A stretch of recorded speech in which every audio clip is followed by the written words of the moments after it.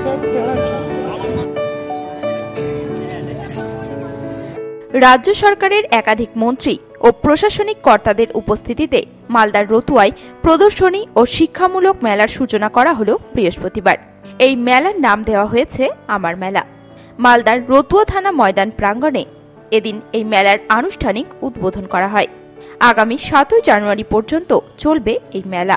রতুয়ার একটি বেসরকারি শিক্ষা প্রতিষ্ঠান নর্থ মালদা শিক্ষানিকেতন বিদ্যালয় কর্তৃপক্ষের উদ্যোগে আয়োজিত এই আমার মেলা এবছর দ্বিতীয় বর্ষে পদার্পণ করল।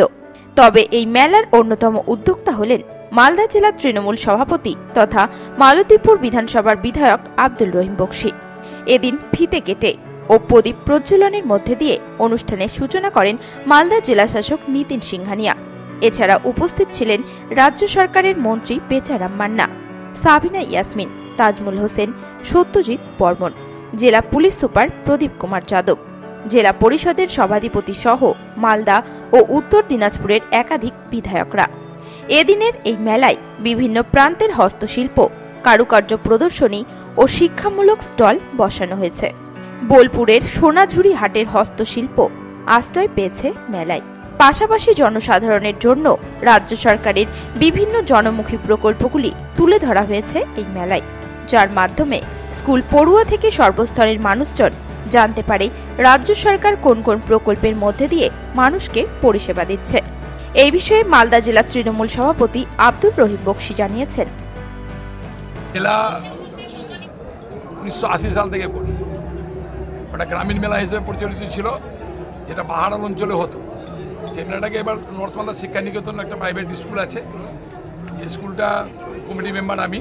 সেই স্কুল উদ্যোগ নিয়েছে গতবার থেকে এই ধরনের একটা গ্রামীণ মেলায় এলাকার যে ছাত্রছাত্রীরা আছে, বৃদ্ধজনেরা আছেন এবং আরও গ্রামীণ এলাকার মানুষদের আছেন, তারা এই ধরনের মেলায় যেতে পারেন না, তাদের জন্য একটা উদ্যোগ গ্রহণ করা হয়েছে।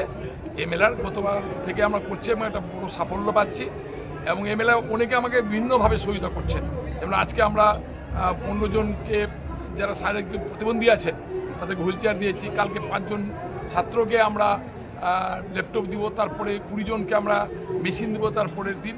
আর গতবার আমরা একটা মেয়েকে, মেডিকেলের একটা মেয়ে, খুব দুস্থ মেয়ে, যে টাকা পয়সার অভাবে পড়াশোনা করতে পারছিল না, তাকে আমরা একেবারে পার্মানেন্টলি করে দিয়েছি। আমার বিধায়ক এলাকা আমাদের বিধায়ক যে টাকা পাই আমি বেতন, তার সাথে তাকে যুক্ত করে দিয়েছি। 6000 টাকা মাসে মাসে তাকে দিচ্ছি।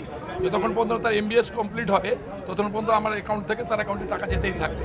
এ ধরনের পরিকল্পনার মধ্যে দিয়ে এবার যদি সেরকম কোনো ছাত্রছাত্রীকে পাই আমরা তাকেও আমরা এই করবো সাথে। এই বিষয়ে মন্ত্রী বেচারাম মান্না জানান, দেখুন, আমার খুব ভালো লাগছে, কেন আমি কলকাতার পাশের জেলায় থাকি, কলকাতার সাথে নিয়মিত যোগাযোগ করি। বিভিন্ন মেলাতে আমি যাই আমন্ত্রিত হিসাবে, কিন্তু এটা আমাদের মালদার এই রতুয়ার এই আমার মেলা একটা সত্যি ভিন্ন রকম। মানে সাজানো গুছানো বা মেলার যে থিম, তা মনে হয়েছে আমার কলকাতাকে স্মরণ করিয়ে দিচ্ছে। মানে কলকাতার মেলার কাছাকাছি এই মেলার মানকে পৌঁছে গেছে। এবং সবচেয়ে বড় কথা, এই মেলায় আমাদের বহু ধর্ম, বহু জাতি, বহু সম্প্রদায়ের মানুষের এবং বহু বয়সী মানুষের এখানে যে আনাগোনা, বিশেষ করে একটা মিলন ক্ষেত্রের পরিণত হয়েছে। রাজ্যের মুখ্যমন্ত্রী যেটা চাইছেন যে এ রাজ্যের মেলার মধ্য দিয়ে একটা সম্প্রীতি সুদৃঢ়, সেক্ষেত্রে এই রকম মেলা একটা দৃষ্টান্ত রাখে এই সম্প্রীতি মিলনের ক্ষেত্রে। এবং শিক্ষামূলক যেভাবে অঙ্কন বা বিভিন্ন ক্যাটাগরির এই স্টল হয়েছে, তাতে সত্যিকারেই একটা মেলার ভাব ফুটে উঠেছে। মালদা থেকে পরিতোষ সরকারের রিপোর্ট, নিউজ টুডে।